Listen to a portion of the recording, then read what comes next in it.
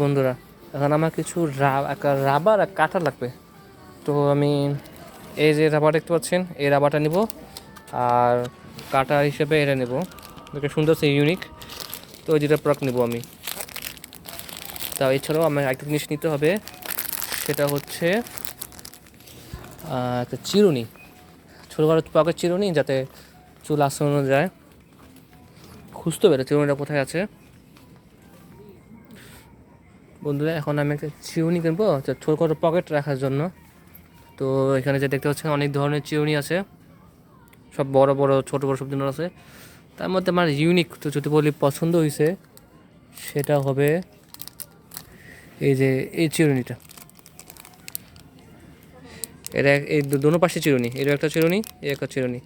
এটাও আপনার 100 ইয়েন করে।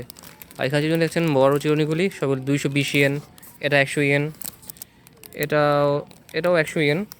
তো বিভিন্ন চিরুনি দেখতেছেন, সকল চিরুনি এখানে অ্যাভেলেবেল।